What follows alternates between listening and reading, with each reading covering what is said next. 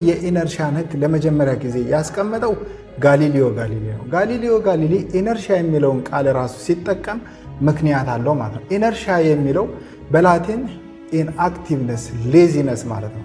ኦብጀክት አር ሌዚ ዘይ ዶንት ዋንት ቱ ቼንጅ ባይ ዘምሰልፍ ዘይ አር ሬዚስታንት ፎር ቼንጅ ብሎ አስቀመጠ ማለት ነው። ቁስ አካሎች በራሳቸው መቀየር አይፈልጉም፣ እንዲሁም ለውጥን የሚቃወሙ ናቸው። የተቀመጠ ነገር ለዘላለም ተቀምጦ ይኖራል። በቀጥታ መስመር ላይ በማይለዋወጥ ፍጥነት እየተንቀሳቀሰ ያለ ነገርም እየተንቀሳቀሰ ይኖራል ብሎ አስቀመጠ ማለት ነው። ታዲያ አይዛክ ኒውተን ይህንን አገላለጽ ሲመለከተው እሱ እየጻፈ የነበረው የፎርስ ህግ ስለነበረ ፎርስ የሚል ጽንሰ ሐሳብ እዚህ ውስጥ አልተካተተም። አይዛክ ኒውተን ምን አደረገ?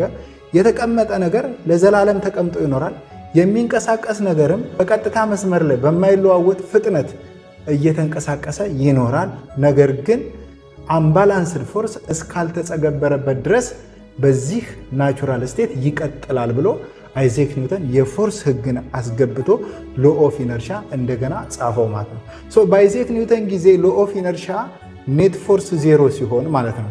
ኔት ፎርስ ዜሮ ሲሆን የተቀመጠ ነገር ተቀምጦ ይኖራል፣ በቀጥታ መስመር ላይ በማይለዋወጥ ፍጥነትም እየተንቀሳቀሰ ያለ ነገር እየተንቀሳቀሰ ይኖራል ብሎ አስቀመጠ ማለት ነው። አይዛክ ኒውተን የጋሊሊዮን ህግ ሲቀይረው ፎርስ የምትል ጽንሰ ሐሳብ አስገባ። when net force zero law of inertia ብሎ አይዛክ ኒውተን አስቀመጠ ማለት ነው። ታዲያ ይህንን ህግ ስንመለከተው ሁሉም የኢኩሊብሪየም ጽንሰ ሐሳብ የተመሰረተበት ነው ማለት ነው። ሁሉም ስትራክቸራል ቢሞች የተመሰረቱት ወይም የቆሙት በዚህ ጽንሰ ሐሳብ አማካኝነት ነው ማለት ነው። አለበለዚያ ይህን ጽንሰ ሐሳብ ያልተረዳ አንድ ስትራክቸራል ኢንጂነር የሚያደርገው ነገር የተጣመመ ህንፃ ወይም ደግሞ የሚሰነጠቅ ቢም ሊሰራ ይችላል ማለት ነው። ኢኩሊብሪየም ማለት the summation of all forces and the summation of all torques across a selected point ዜሮ ነው ማለት ነው። ይሄ የኢኩሊብሪየም ጽንሰ ሐሳብ አንደኛ የወጣው ከኒውተን ፈርስት ሎው ነው ማለት ነው።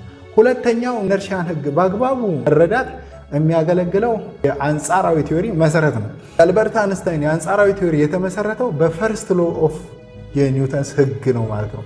አልበርት አንስታይን ምን አለ? ኦል ፊዚክስ ሎ ወርክስ ኢኳሊ ፎር ኦል ኢነርሻል ኦብዘርቨር፣ ለሁሉም ኢነርሻል ኦብዘርቨሮች የፊዚክስ ህጎች በተመሳሳይ መንገድ ይሰራሉ ብሎ አስቀምጦታል ማለት ነው።